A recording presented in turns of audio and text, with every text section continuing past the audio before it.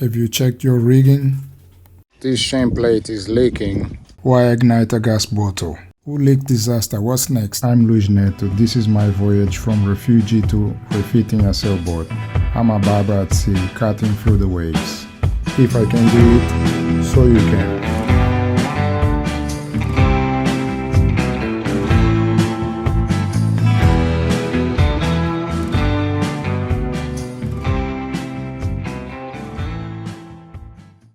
There is signs of rust here.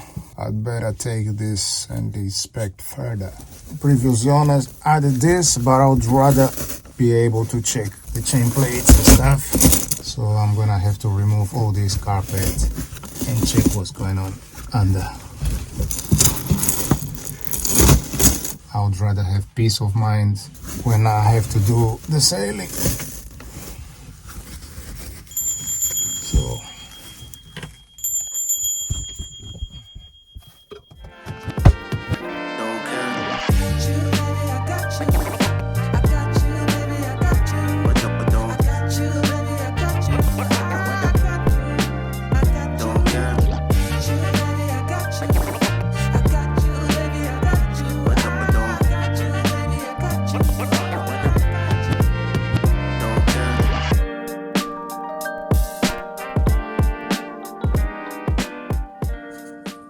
there is a saw here, I don't know if you guys can see, that I need to get it tight in order for me to be able to take the screw from the outside.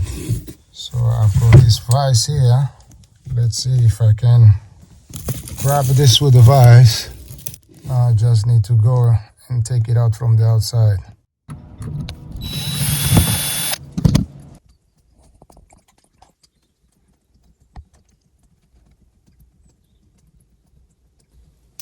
I'm checking the chain plates.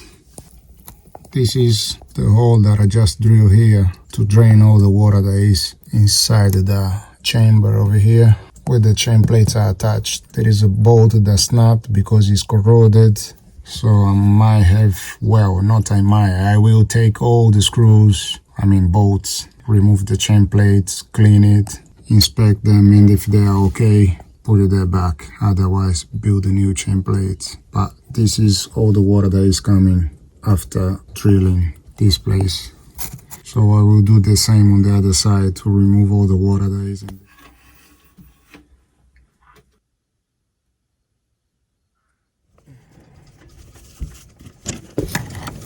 It ain't never easy, but it's doable. If there is a will, there is a way. You just gotta keep yourself motivated, and it's all doable. And if you don't know, there is always a way to learn. You can always learn. It's my first time doing this. Why it doesn't want to come out. Now I have to clean all this. Take all this old glue or Sika flakes, and then I'll put some butyl tape instead. I believe it lasts longer.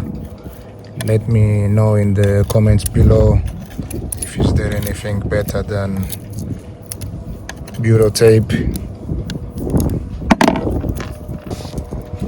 And I hope it stops the leak once it's all done.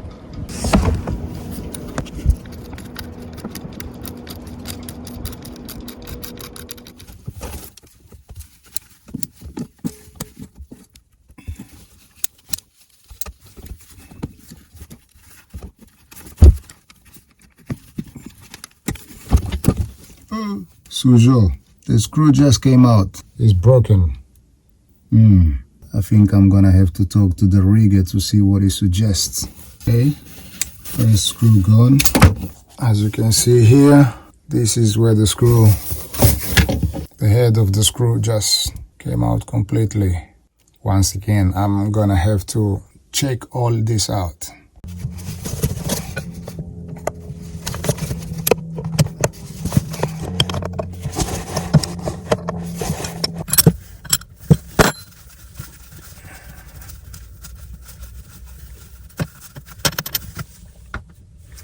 This is the first screw. It's not too bad. I might as well change all the screws for a brand new one, just in case.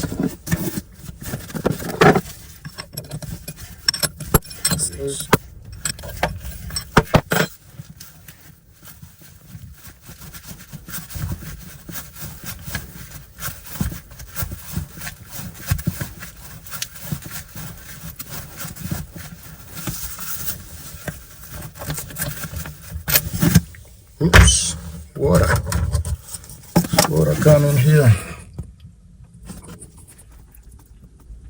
It's leaking, and it's not raining. It's coming from, the water is coming from there. And here is the last screw, one of which is broken, which is this one here. So let me see if I can get this loose now, because it's full of paint and so on, and I don't know. Let's see. Once again, there is signs of rust somewhere in here, so I will take this one as well to further inspect. There you can see all these clamps will have to be changed as well. Another one with the signs of rust. Previous owners added this, but I would rather be able to check the chain plates and stuff. So I'm gonna have to remove all this carpet and check what's going on under. I would rather have peace of mind when I have to do the sale. And that is the result after removing this that is covering all this part. But I guess I would rather have these chain plates. I guess I would rather have the chain plates on show, so I can always come and inspect. And as you guys can see, it's not looking too good. It's all full of signs of rust. This is it on the other side. Another one that just snapped. A lot of bad signs of shows that they need service on. Let's try that one.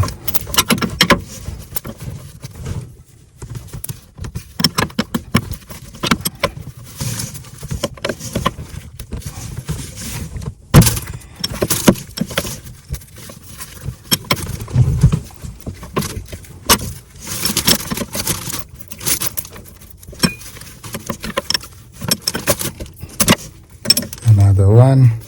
Look. You can clearly see it's a fork or another one that is snapped. There you go. You can see the heads of the bolts snap. Is one here, and the other one the heads of those two bolts. 1 and 2.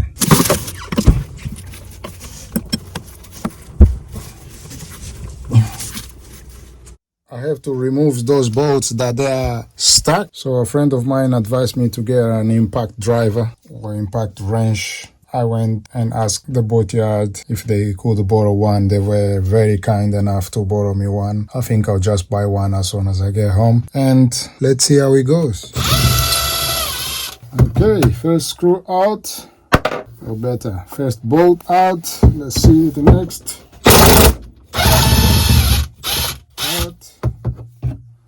It works like a charm. See next. Now it's going to be a nightmare to remove this. It just snap. It's inside there.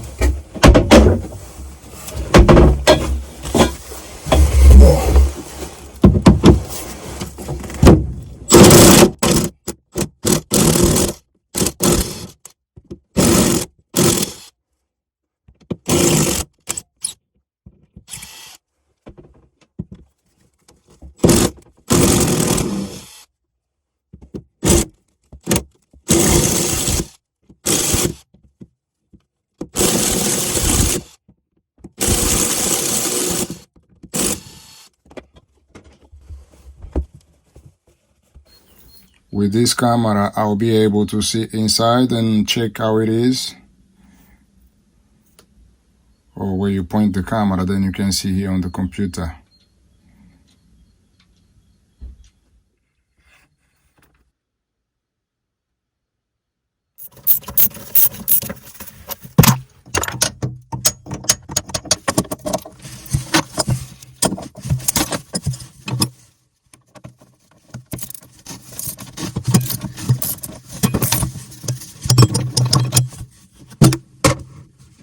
Another one that just snapped.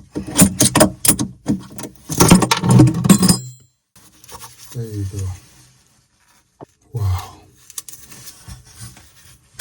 It's going to be tough to remove this one. As far as I can see, I guess I'll have to remove all this in order to be able to remove the chain plates, because there is no way for me to drill there to remove those screws out without removing this.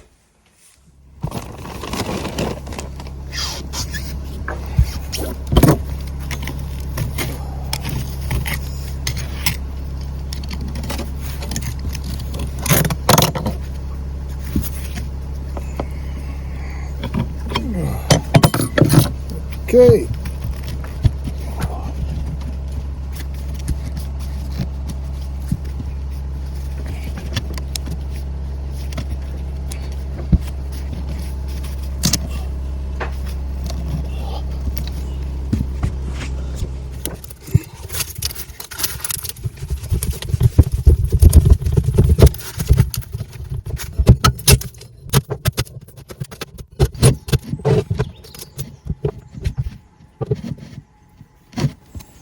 And the first chain plate is out.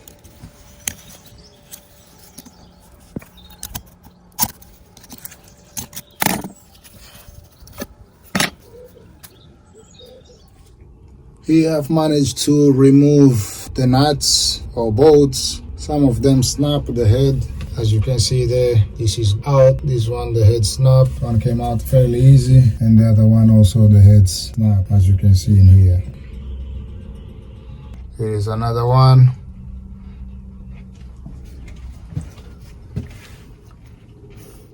I've managed to remove the bolts in this side.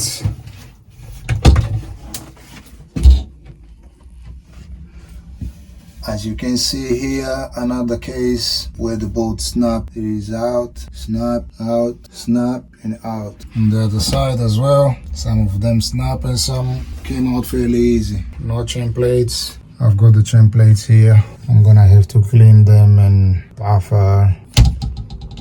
This is the size of the chain plate.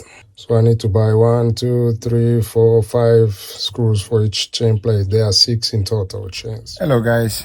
Today I'll be making some fiddlings. So fiddlings are like a skirting board in a house. So I will be bending this wood to 90 degrees. It's a sapele wood. It's very brittle. So what I will use as a steamer is this camping gas.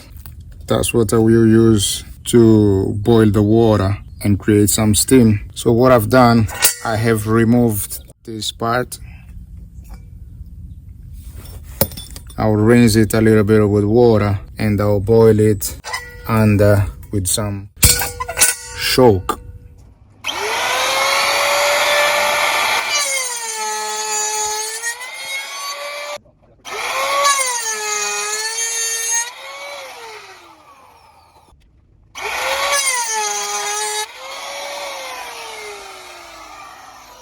DIY steamer that I've made with a gas bottle and some plastic bags, butyl tape and ratchet strap to bend wood, which I have pre-cutted, soaked in water for 3 hours, and then I put inside of a tube, which is being and then I've put it inside of a tube in the steamer now. I'll show you guys this. And I will use this tube or metal to house the wood, and I will make it the steamer. So the hose will come into here and then will come here. I've had to make do with everything that was in the skipper in the yard. I didn't want to spend a penny, a part of the charcoal that I already had in the boat. It is the gas bottle that I've removed the thing from the top. I don't know the name right now. And then with this water hose, I've connected to this metal, which I've sealed with some butyl tape and plastic bags and the ratchet strap, and it goes in here. I've added the wood from this side and connected or closed with some plastic bags and butyl tape and the ratchet strap once again. Inside here I've connected this tube to feed it with the drips of water just in case if it's starting to run out of water, since it has to be in the steam for about 2 hours. Everything that I'm using is almost free, apart of charcoal, and here is the wood. Once I've removed, you guys can hear the gurgling now. That's the steamer working. This gray bungee jump is just to avoid the hose to touch the bottle, the gas bottle, because it's too warm right now. After the wood is ready or steamed, I will use this mold because that's the shape I want to achieve. So I'm gonna put it like this. With the clamps, I'm gonna clamp this part and this part, which I'll bend this side. I'll bend this side into here with the clamps. If you enjoyed the video, please like, share and subscribe to help our channel grow. Your support is invaluable. I'm also eager to hear from you. Please share your stories and thoughts in the comments below.